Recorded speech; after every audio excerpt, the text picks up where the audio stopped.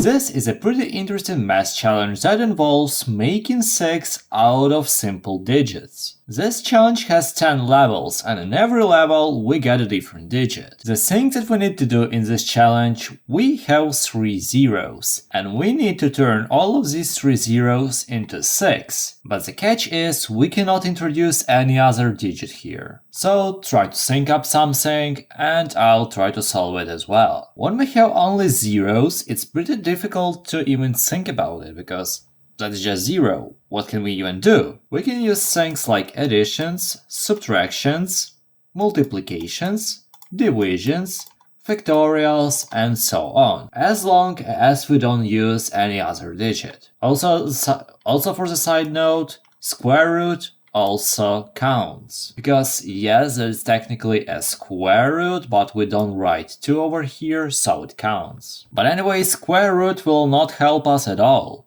because square root of 0 is just 0, so we can confidently erase it. Additions, maybe it will be useful, I don't know, but so far if we add all of the zeros, we'll just get 0 and not 6. That is not how that works. Same goes for subtractions. If we multiply all of the zeros, we'll get 0, if we divide all of zeros, we'll get 0, and even more about that, we cannot divide by 0, so division is out of the question. And also we have factorial. If you know, 0 factorial is just 1, and 1 is a better number to work with. Maybe to start with, let's do 0 factorial here, 0 factorial here, and 0 factorial here. So we have 1, 1, and 1. Now we somehow need to connect them. Multiplication will not work because we will just multiply all of the 1s and we'll get 1. Division still not working, we have a number that is less than 6, so division will only worsen the situation. Let's try addition, we'll get plus here, so we get 1 plus 1 plus 1, so far this is 3. What can we do with 3? We only have 1 3. Oh wait, I know. Let's bring everything into brackets and also add 1 more factorial. So this will do that we have 3 factorial in the brackets, and 3 factorial is 1 times 2 times 3, which is exactly 6. Challenge solved. Maybe there is an easier approach, but this is the one I found. 1, 1, and 1 turned into 6. We had zeros, so we added factorials to get 1s, and we got 3 1s. The same thing as we have here, so the solution is even simpler. We just add them to get 3, and all that is left to do is just to add another factorial. As you know, 3 factorial is 6, so that is an easy solve. Let's go to the second one, and this is arguably even easier, because we have 2, 2, and 2, and we pretty much can solve it in a lot of different ways. For example, we can simply add all of the 2's and we get 2 plus 2 plus 2, that is 6. Simple. What we can also do, we can add a multiplication sign here, and here we add plus. So we get 2 times 2 plus 2, we get 6. But that is not all. 2 is a really weird number, so we can pick this 2, add it as an exponent, and then we add the third 2. And we get 2 to the power of 2 is 4. 4 plus 2, 6 again. If you will find another solution, let me know in the comments. And the last one, we get 3, 3, and 3. This one is a little bit more difficult, but I can assure you it's not even that difficult. If we add 3 plus 3, we get 3, and we cannot really do anything with this, we just get 6 and 1 extra 3, so that doesn't work so well. What we can do though, we can do 3 times 3 to get 9, and all that is left to do is to subtract 3.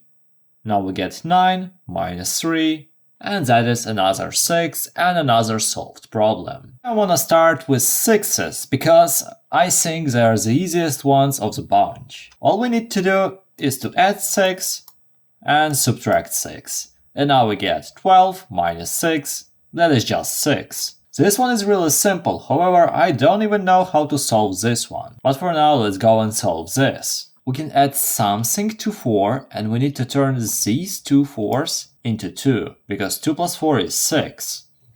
However, how can we do this? For example, we can divide this 4 by 2, or we can subtract 2. And you know what? I think I found a solution.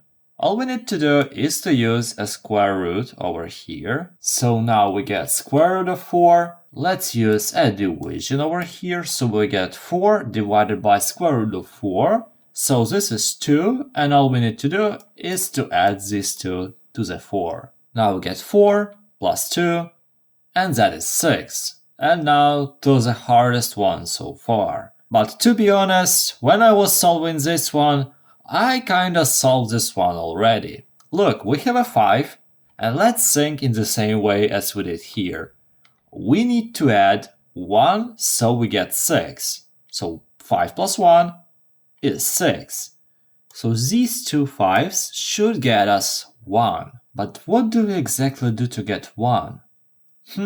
I know what we can do. We can divide both of them, so we get 5 divided by 5, this is 1, and we add this 1 to 5.